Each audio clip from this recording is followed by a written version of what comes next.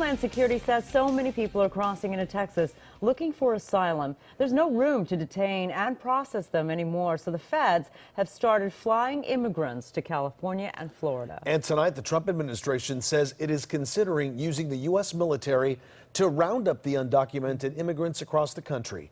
KCAL 9 political reporter Dave Bryan is covering both developments for us tonight. Dave? Juan and Sharon, two major new developments on the immigration issue tonight. First, a White House spokesman declined to rule out the possibility of President Trump invoking a rarely used emergency order that could authorize the U.S. military to hunt down undocumented immigrants. And about 100 undocumented immigrants were flown to San Diego today from Texas, even as some local officials have serious concerns about what's going on and why. Federal officials say the surge of asylum seekers has so overwhelmed their facilities that ICE and the Border Patrol have now begun flying migrants from the Rio Grande Valley in Texas to cities across the country, beginning with San Diego, where this plane landed on Friday, and more to follow. As the migrants disembarked from the plane, some of them families with children and relatives, they were loaded onto buses and driven to a facility where they were processed and given a hearing date for their asylum claim before being released. In a couple of weeks, other undocumented migrant asylum seekers will be flown to 2 counties in Florida, where some local officials charge feds have made no arrangements with local officials, and the immigrants will literally be dumped off on their own. This has to be the most inhumane act that can be happened by the president. They're not providing any money, any shelter, any food.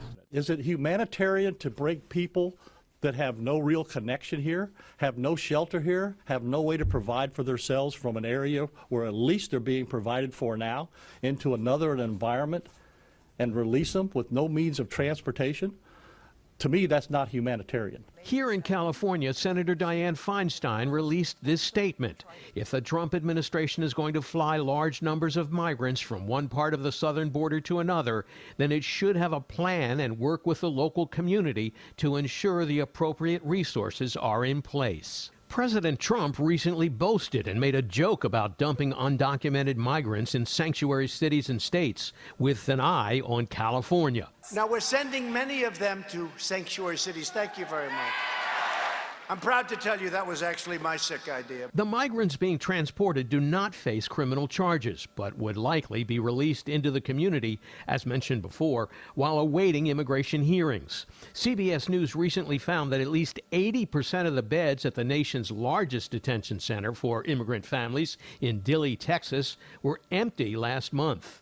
But Brian Hastings, the chief of law enforcement operations at the Border Patrol, says they're overwhelmed. The crisis at hand is causing us to look at multiple different locations where we have capacity to process, to fly these individuals to, simply so we can process them into the system. In a related development, a White House spokesman appearing on Fox and Friends on Friday left open the possibility that President Trump could invoke the Insurrection Act. The law would allow the president to deploy the U.S. military to remove illegal immigrants.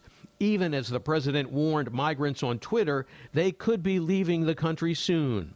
Here is the exchange about the Insurrection Act on Fox. Is that a yes or a no? He is going to do everything within his legal authority to protect the American people and families across this country. No, I'm just saying there are lots of tools at his disposal. We haven't used them all, and we're looking at ways to protect the American people. Yeah. The Insurrection Act was activated by President H.W. Bush to shut down the L.A. riots in 1992 at the request of Governor Pete Wilson. The act was used to federalize the California Army National Guard and authorized federal troops to restore law and order as the riots spun out of control. As we mentioned, only rarely has that Insurrection Act been enacted by presidents. In fact, the L.A. riot in 1992 was the last time that happened. And before that, you'd have to go back to 1957, more than 60 years ago, when President Dwight Eisenhower called out the troops to keep order in the South when public schools there were being desegregated. Juan and Sharon, a lot to think about here. Indeed. All right, Dave.